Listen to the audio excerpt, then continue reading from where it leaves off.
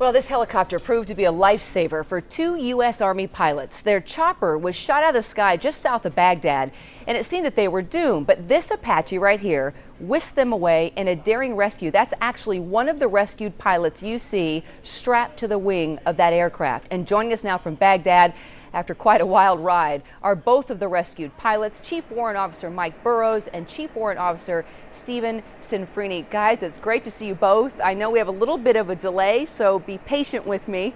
Mark, I want to start with you. You were the one that was actually on the part of the wing that we see. But before we talk about that, you two were on a mission in your attack helicopter. What were you doing? And tell me how you went down.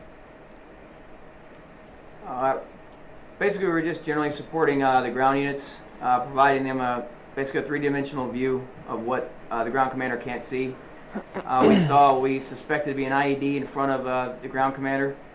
We let him know he was developing the situation. He had stopped his forces, so we decided to go look at some other routes to occupy our time while he was deciding what he was going to do about that. At that time, we were just looking at some other areas.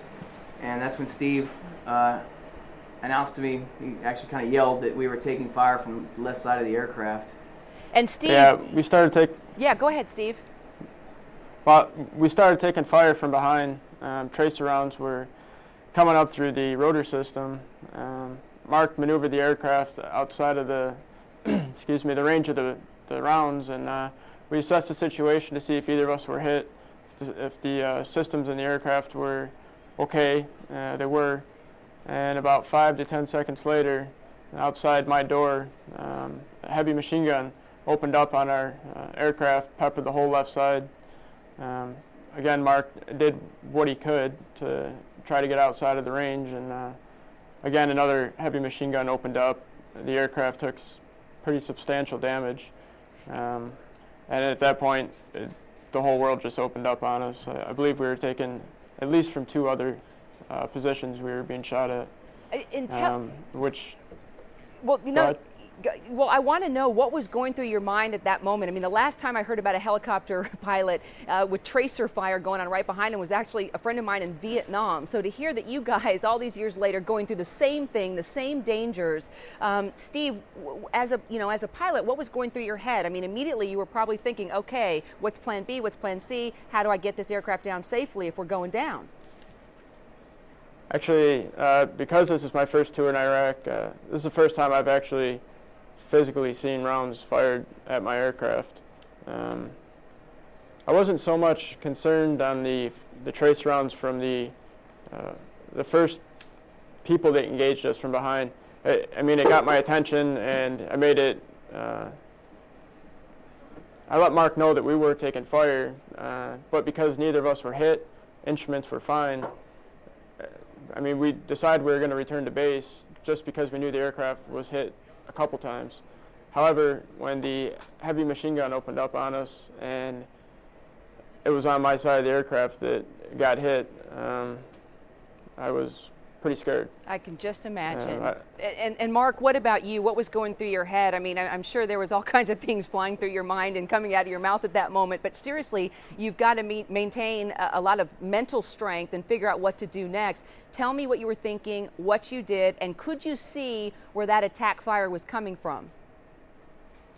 I could not.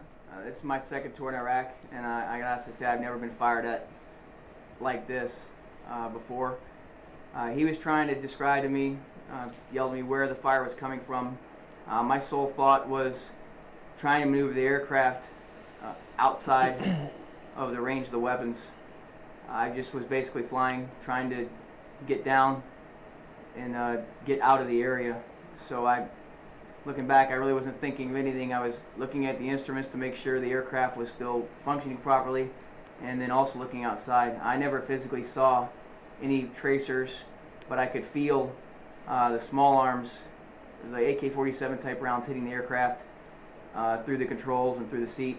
And then I could also feel the very large caliber aircraft, anti-aircraft weapons hitting the aircraft like sledgehammers. And then that aircraft went down. Both of you still alive. Steve, I know that you were injured. The Apache came in to rescue you guys. I know you were in the water trying to protect yourselves from incoming small arms fire. Explain to our viewers, Steve, you were the injured guy. You got lucky. You got to go into the two-seater Apache. But Mark, you had to strap yourself to the side of that wing. Explain why you had to do that and what it felt like to be airborne, strapped to that wing, taking fire. It was actually elation. I mean, because when we got into the canal, we thought we could go through it. We couldn't, and then the attackers arrived on both sides and started shooting into the canal at us. They couldn't see us, but the rounds were literally impacting right beside us. It's a bad luck that miracle that we didn't get hit. But Steve got in. The original front seat of the Apache strapped on the outside of the aircraft. I strapped on the other side. We had to do that because it's only a two-person aircraft. It's just an emergency procedure that somebody had developed in days past. We'd actually trained for this before we came here in the event that it happened. So we all knew exactly what to do. I sat on the left side of the aircraft, resting against the engine, and I had no helmet, no hearing protection, and they were going about 120 miles an hour, so it was pretty wild ride. But at that point I was just elated. It wasn't the most enjoyable ride, but we were getting out of there, and it was only about a 10-minute flight to Baghdad, so I could endure anything at that point after what we'd just gone through. And as soon as you guys landed, Steve, what was the first phone call you made? I made the first phone call to my wife. There you go. Mark, what about you? Oh, same thing. All right. And I'm sure they're really happy to see both of you safe and sound and live doing this interview. I tell you what, Mark Burrows, Steve Sanfrini, you are two absolute heroes. You really put into perspective what you have to go through every single day to fight for our freedom. Thank you, gentlemen, for your time. Thank you.